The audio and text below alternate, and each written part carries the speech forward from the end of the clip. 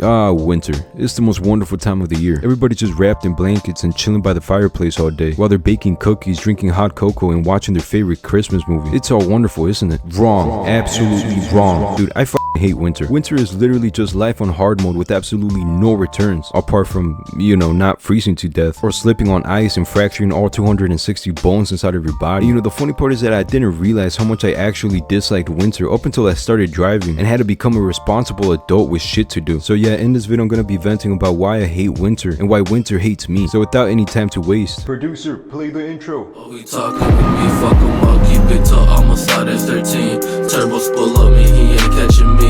Copy patrolling, ain't nothing to see, keep it moving, I got places I need to be. I'm not sure necessarily what it is, but winter back then used to really hit differently. Maybe because I was younger, I used to wake up, see the snow, and my mind would immediately go to cookies, Christmas lights, building snowmans, and going sledding. But now that I'm a 228-month-old member of society, and now I'm forced to actually go out there and do shit, I came to realize that winter is not all sunshine and rainbows, or rather all hot chocolate and Grinch movies. But in all reality, winter is instead actually one of my biggest enemies, and for multiple reasons too, which leads me to my first point.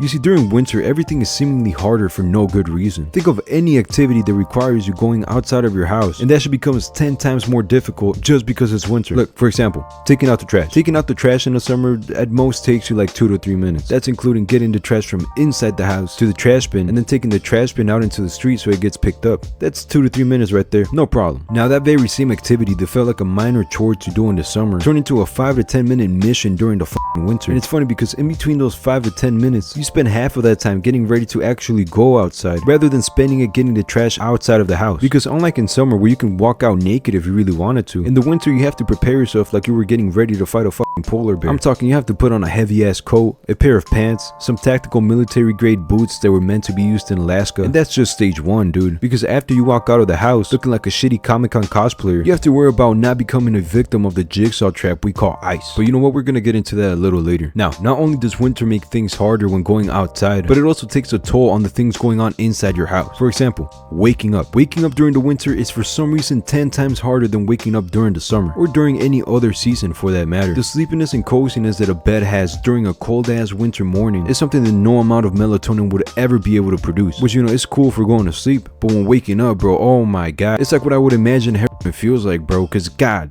damn, no matter how much you want to try and get up, the bed always convinces you that 5 more minutes won't harm anybody. And then next thing you know, 20 minutes have gone by and now you're late to work. Which takes me to my next point.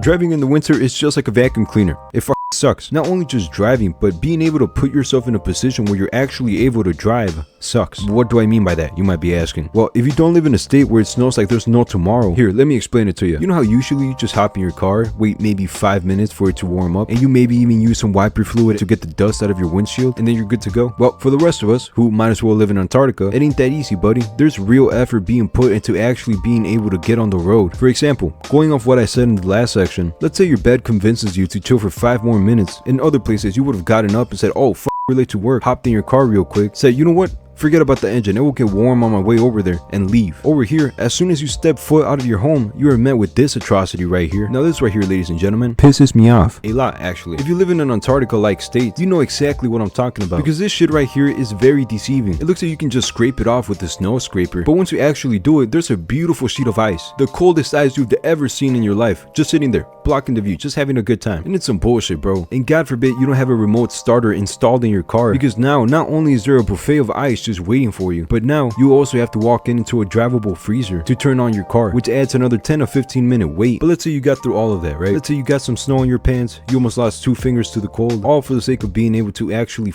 see while you're driving. You finally turn on your music, put it in reverse, and then all you hear is this.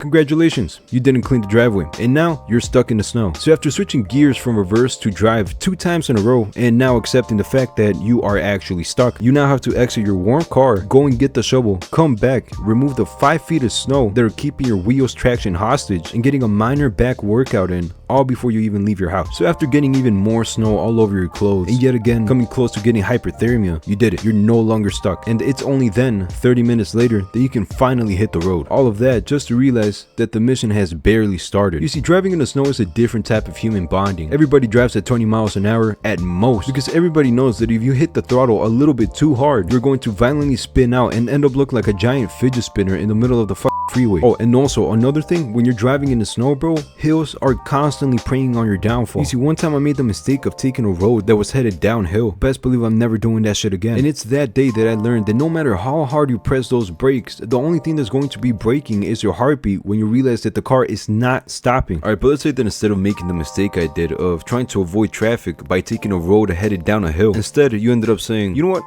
Traffic is not even that bad, and went down a main road like a normal human being. You see, the danger is not even remotely close to being over, because God forbid, and it's snowing outside and the lines on the road, yeah, you know that yellow line that's pretty much brighter than the sun, the line that lets you know whether you're going on the right side of the road or if you're going to collide with another car. Yeah, well, sometimes when it's snowing outside, the snow likes to be all silly and shit and cover that line, which is very concerning sometimes, because it often leads you to involuntarily play a game called, am I gonna make it to work today, or am I gonna catch a charge for involuntary manslaughter? I guess we'll figure it out. But anyway, let's say there wasn't a violent snowstorm going on outside and you ended up driving safely and you ended up making it to your destination. Nice, right? Right? Alright, so ICE, let's talk about it. Not the government agency, but rather this type of ICE. Well, I mean, both of them are trying to catch people slipping, so I guess they're kind of the same. But anyway, no matter who you are, who you're with, what you're wearing, ICE will always look for a way to absolutely ruin your day by making you slip and break a hip. And you want to know the worst part about this little bastard? Like, the only thing that makes this shit somewhat visible is the fact that it's kind of glossy. But there's also situations where it gets camouflaged, bro. Like, sometimes the snow be melting and the water left behind has a very similar gloss to it. So next thing you know, you catch yourself walking like a newborn giraffe, bro. Not because it's cold outside, no, but instead because ICE generated such a PTSD in you that you literally had to change the way you walk. Like, if you're lucky enough to not have slipped on ice before, I heavily envy you. You see, slipping on ice is a life-changing experience, bro. You slip once and never trust a glossy surface on the ground ever again. Like I mentioned before, bro, this shit is so impactful, it even changes the way you walk. You know how in the summer you can walk all willy-nilly with your phone out without really looking where you're stepping? Well, in the winter it's the complete and polar opposite, bro. You are locked the f in. You're so locked in, you aren't even looking where you're going, bro. You're just looking at the ground like an eagle, just trying to spot any potential ice on the ground. It's absolutely horrible, dude. And the worst part about this whole ice shit is that no matter how much salt you throw on the ground, the ice is still somehow going to appear. How? I don't know, bro. Ice is just evil. It has a mind of its own. It's trying to take over the world. But here's a fun fact. Over 1 million Americans slip on ice every year. Wanna know what else? Over 250 people die every year because they slipped on ice. Ain't that funny? It could kill you, but it could also make your drink much more refreshing. So at the end of the day, hashtag the only ice I like is the one in my drink. On to the next section.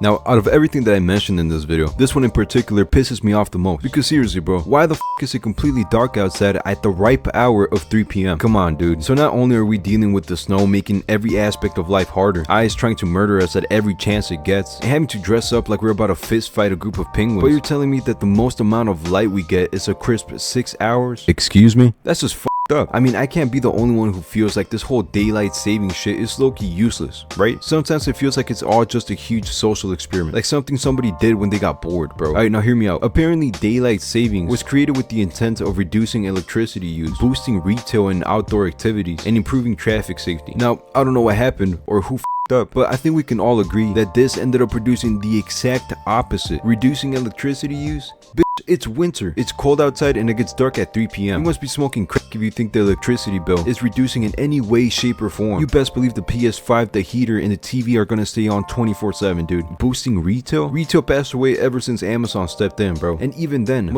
people don't even want to step out of their cars to pump gas because of how cold it is. You think people are gonna look outside of their window and see that it's dark, cold, and depressing outside and go, yeah, we need to go shopping today, right now? And also, improving traffic safety in the winter? Are you retarded? Whoever invented daylight savings is clearly not living in an Antarctica state. If they did, they know that the roads in the winter might as well be skating rinks. Like, bro, you can give people cars made out of bouncy house rubber and they'd still be getting injured somehow. And it's like, seriously, why do we even follow daylight savings? I feel like if we really wanted to, bro, we can just stick to our old schedule. Just treat daylight savings like a ghost, bro. Just be like, nah, I don't believe in that shit. In conclusion, f daylight savings. If I catch it, I'm gonna drop kick it, alright?